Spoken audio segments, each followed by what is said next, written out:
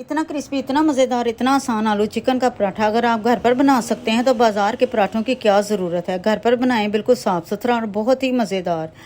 बाहर से इतना क्रिस्पी कि हर बाइट में मज़ा आए, अंदर से आलू चिकन की मज़ेदार फीलिंग। एक बार बनाकर देखें, यकीन माने घर वाले बार बार फरमाइश करेंगे। पराठे के लिए मैंने 1.5 कप मैदा लिया, इसमें हाफ टी स्पून से कम नमक। अब इसमें 2 खाने के चम्मच पिघला हुआ मक्खन शामिल करें। मक्खन शामिल करने से पराठा अंदर से नरम मुलायम, जबकि बाहर से खूब क्रिस्पी बनता है। अब थोड़ा थोड़ा पानी शामिल करते हैं, बिल्कुल इसी तरह नरम आटा गूंद लेंगे जैसे हम रोज़मर्रा घर के लिए आटा गूंदते हैं।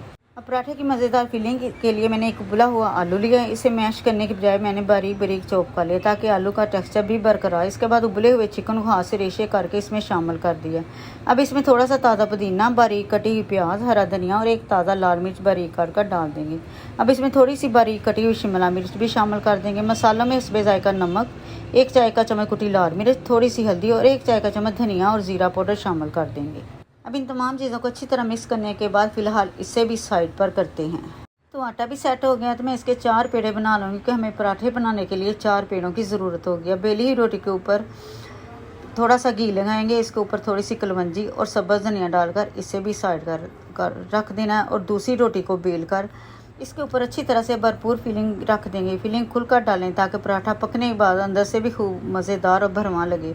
अब जिस रोटी पर हमने कलवंजी और धनिया लगाई, इसे एहतियात से उठाकर फिलिंग व रोटी के ऊपर रख देंगे और किनारों को अच्छी तरह से दबाकर बंद कर दें ताकि फिलिंग बाहर ना निकले।